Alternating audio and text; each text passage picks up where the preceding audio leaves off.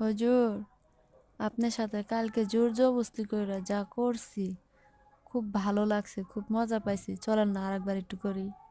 এই ফাজিল মেয়ে, তোমাদের বাড়িতে ভাড়া থাকি দেখা যখন খুশি তখন আমার বাসায় আসতে পারো দেখা তুমি আমার সাথে কালকে যা করছো আবার আজকে করতে চাও? বেয়াদব মেয়ে, লজ্জা করে না? লজ্জার কি আছে এটা? এটা তো একদিন না একদিন করতেই হয়, যে কোনো একজনের সাথে। তো আপনার সাথে একটু করলাম, মজাও পাইলাম। আপনিও তো মজা পাইছেন, পান নাই?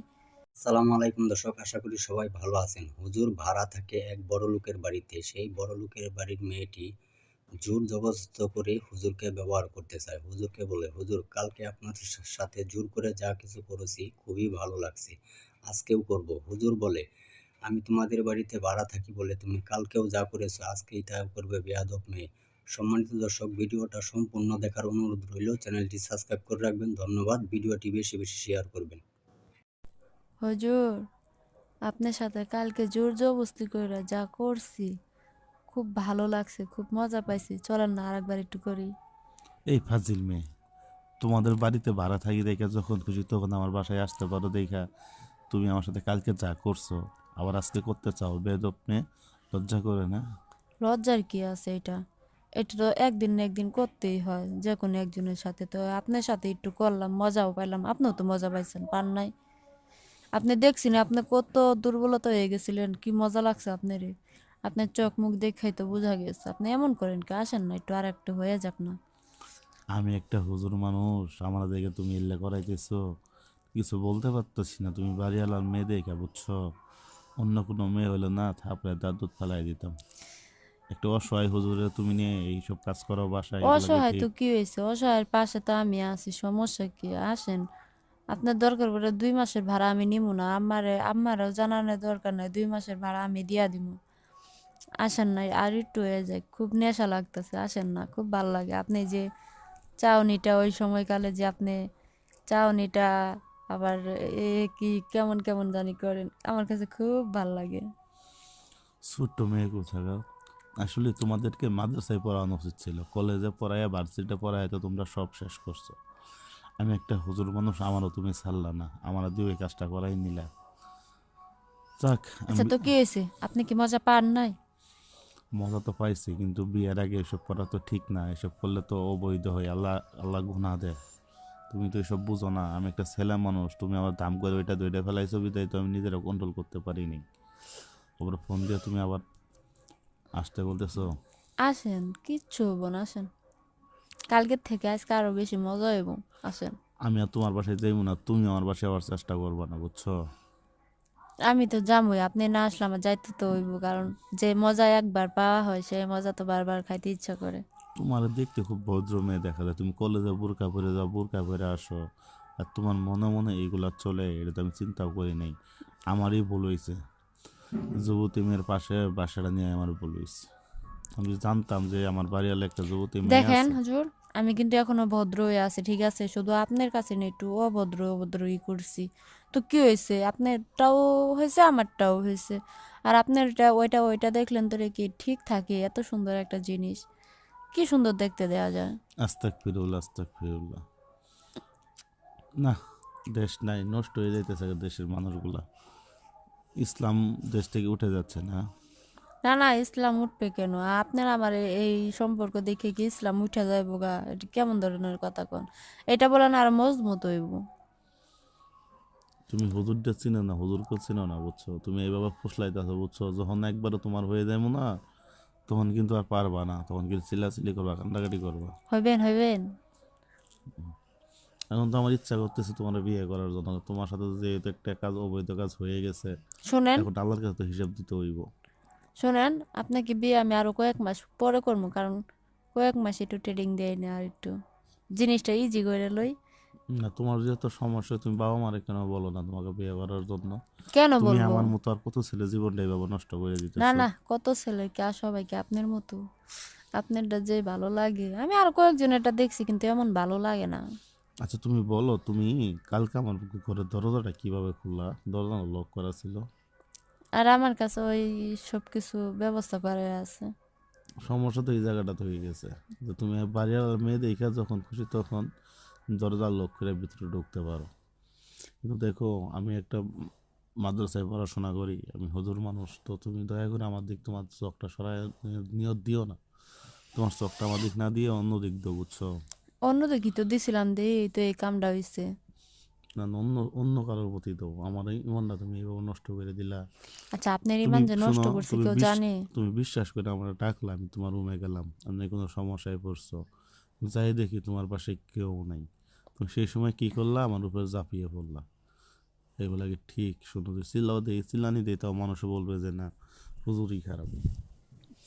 আমাদের বাসায় কেউ আসে না, আর আপনি চিল্লায় কি করতে পারবেন? হ্যাঁ, সেটা মেনেই তো চুপ ছিলাম, চিল্লাই লাভ নাই তো, তুমি যেটা করতেছো এটা আমার সাথে করতে থাকো, যখন তোমার ইচ্ছা শেষ হবে তখন এমনি তুমি আমার ছেড়ে দিবা। না না হুজুর, আপনারে ছেড়ে দিব না কখনো। আর ছেড়ে দেওয়ার জন্য আপনাকে ধরি নাই, ঠিক আছে? কারণ আপনারে দিয়ে যে আনন্দ পাই, সেই জিনিসটা আমি যদি ছেড়ে দেই তাহলে আনন্দটা হয়তো বা পাবো না। এতদিন শুনতাম ছেলেরা মেয়েদের গিফটিং করে, আর এখন এমন একটা পরিস্থিতি হয়েছে যে মেয়েরা ছেলেদেরকে মিথ্যা কথা বলে ডেকে নিয়ে যায় এসব করে। এগুলা কাজটা ঠিক করলা না, বুঝছো? তুমি আমার ইমানটা দিয়ে নষ্ট করে দিলা। এবার নষ্ট করছে কেউ দেখছে? বাদ দেন তো এগুলা কথা। কি করেন এখন? কি করলাম এখন? তোমার বিয়ে করতে চাই, তুমি বিয়েও বসবে না। বিয়ে তো করবো, বললাম না 2-1 আর মাস তুমি আবার যাক। আবার এখন আবার রাতে রাতে ফোন দিয়ে আমার ডাকতেছো যে রুমে আসেন, রুমে আসেন। এগুলা কি ঠিক? তুমি কি আসলে করব, খুব ইচ্ছে করতেছে, খুব মুড হইতেছে। তোমার বাবা মা বাড়িতে নাই? না, ওরা তো জানেন, ওরা বিয়ে খাইতে গেছে। ওই জন্য এই অবস্থা। আমি যদি জানতাম যে তোমার আব্বু আম্মু বাড়িতে নাই, তাহলে আমিও বাড়ি থেকে চলে যাইতাম, এ, বাসার থেকে চলে যাইতাম, বুঝছো? আমি তো যাইতে দিতাম না। আপনার গেটে তালা দিয়ে রাখতাম, যখন আমার মন চাইতো বাইর করে নিতাম, আর যখন মন চাইবো না আবার ঢুকায় রাখতাম। আচ্ছা শোনো, তুমি কি আমার এই কাজের জন্যই পছন্দ করো, নাকি সত্যি সত্যি মন থেকে ভালোবাসো, সেটা একটু মন বলো। থেকে ভালোবাসি বিধায় তো আপনার পছন্দ করি এগুলার দিক দিয়া। তাহলে তুমি এক কাজ করো না, তোমার আব্বু আম্মুর আমার সম্বন্ধে বলো, বলে তোমার বিয়ে করে ফেলি আমি, যে তুমি আমার সাথে যে অন্যায়টা করছো, আর আমিও তো ভুলবশত তোমার পাপে সাড়া দিয়া আমিও তো বিরাট বিরাট একটা অন্যায় করে ফেলেছি, মানে মহান আল্লাহ তাআলার কাছে কি জবাব দিব আমি জানি না। তাহলে চলো না আমরা বিয়ে করে ফেলি। আহা, বিয়ে তো করবো, এত পাগল আর কি আছে? কয়েক মাস যাক না। তুমি খালি আমার ব্যবহারই করবে এখন। ব্যবহার করব কেন? কয়েক মাস যাক, আমি আপনাকে কথা দিচ্ছি পরে বিয়ে করব। আমি তোমার একটা কথা বলি, শোনো, এগুলা বিয়ের আগে এসব করা পুরাটাই মনে করছে পাপ, জিনা, কবিরা গুনাহ, এসব করা ঠিক, এইসব আমি পারবো না, আমার জীবন থাকতে এটা করা আমার পক্ষে সম্ভব না, বুঝছো? যদি আমার বিয়ে করতে পারো তাহলে এটা আমি করতে পারো, তাছাড়া করতে পারবো না। আর এর জন্য আপ- যে আমার জীবন চলে যাক না। আপনার জীবন নিব না, আপনার জীবন নিলে আমি আনন্দ পাবো থেকে? এমন কথা বলেন কেন? আজকাল মেয়েগুলা খুব দুষ্ট হয়ে গেছে, তুমি ভেজাল করো না, বুঝছো? ভেজাল করব কেন? তো তুমি তো ডিস্টার্ব করতেছো আমার, পড়াশোনা করতে পারতেছি না। তোমার কি পড়াশোনা নাই? তুমি এত তো ফোন দিয়ে আমার এইসব কথা বলতেছো, আর একটা ছেলেকে এসব কথা বলে তো পাপ, তুমি জানো না? আপনি আমাকে পড়াবেন, ঠিক আছে? নইলে আমার পড়ার মন বসবো না। আমার মূল পড়াই হয়েছে এটা। তুমি প্রফেশনাল লাইনে পড়াশোনা, আমি করি মাদ্রাসা লাইনে পড়াশোনা, তোমার আমি কিভাবে পড়াশোনা শেখাবো? আপনি শিক্ষা আমারে দিবেন। ফাইজলামি করো না আমার সাথে, এসব করা ঠিক, এসব চলবে না, বুঝছো? খাইছিলেন কিছু? খাওয়া দাওয়া করবো কেমনে? তোমার কালকে রাতে তুমি আমার সাথে যে কাজটা করলা, এটা টেনশন, তো খাওয়া দাওয়া কোনো কিছু ভালো লাগতেছে না, ভাবতেছি এই বাসায় ছেড়ে দিয়ে চলে যাবো। না না, বাসা ছাড়া যাইব না। বাসা ছাড়লাম তোরে চুরি ডাকাতির মামলা দিয়া দেবো।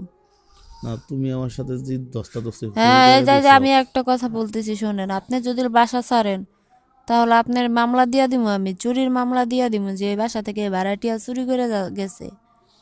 না হ্যাঁ, না, আপনি যেভাবে যেভাবে আমার সাথে এইসব কাজ করার চেষ্টা করতেছেন, তো এগুলো তো আমি কাউকে বলতেও পারবো না, কাউকে দেখাইতেও পারবো না। আপনি বলবেন না? আপনি এটা নিজের বলতে সেফটির কইছি। জন্য, নিজের সেফটির জন্য নিজে সরে যেতে চাইতেছি আমি। ওই তো বললাম সরে গেলে ওইটা হইব। তো অতএব আপনাকে আমি যা বলি তাই করবেন। আর আমি তো বলছি আপনাকে বিয়ে করবো আমি কয়েক মাস পরে, একটু আনন্দ ফুর্তি কইরা লই। কারণ বিয়ের পরে এই আনন্দ ফুর্তিটা আসে না। বিয়ের আগে যে ফুর্তিটা আসে সেই ফুর্তিটা বিয়ের পরে আসে না।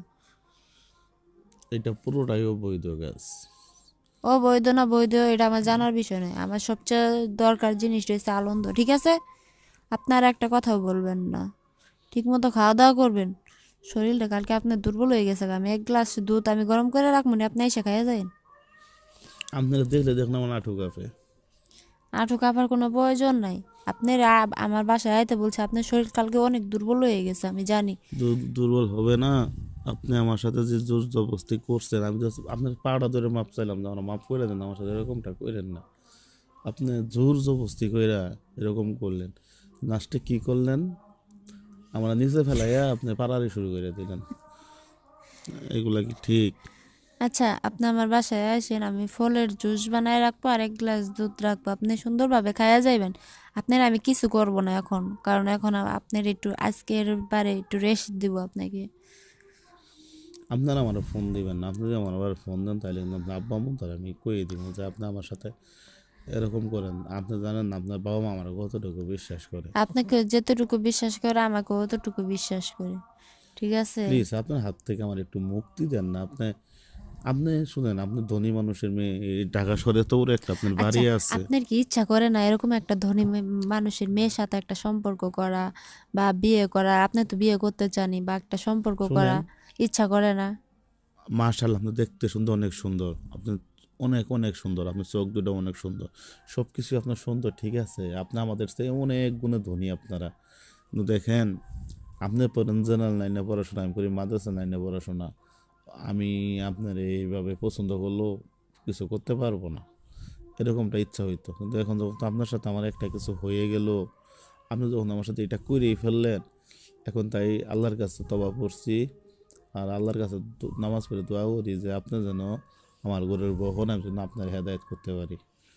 যাক তাহলে যাক, ভালো কথাই বলছেন, আল্লাহর কাছে ভালো কথাই বলছেন, খুশি হইলাম। আর আপনি এইসব কাজ ছেড়ে দেন, আপনি এগুলো ঠিক। আচ্ছা, আমি এইসব আপনি একটা কাজ কি, সত্য এটা কি কথা, আমার একটা ব্যবসা? শুধু আপনার সাথে আপনারা ভালোবাসি, আপনারা ভালো লাগে না না, বিদায় তো আপনার আপনার সাথে যে কাজটা আপনার হয়েছে। যে কাজের অভিজ্ঞতা দেখলাম, এগুলো তো ব্যবসা বলেন, আপনার প্রফেশনাল মনে হইতেছে। এর সাথে কারোর সাথে এরকম আরো কখনো করছেন? তাহলে একটা এই ছেলের এইভাবে আপনাকে জোর আমি, জবরদস্তি শুনেন করে শুনেন, ধরে রাখবে এরকম করে? আপনাকে আপনাকে আমি এর আগে বললাম তো, হ্যাঁ, আমি আরো কয়েকটা ছেলের সাথে এরকম কাজ করিনি, তবে দেখছি, কিন্তু আপনার মতো, আপনারটার মতো না।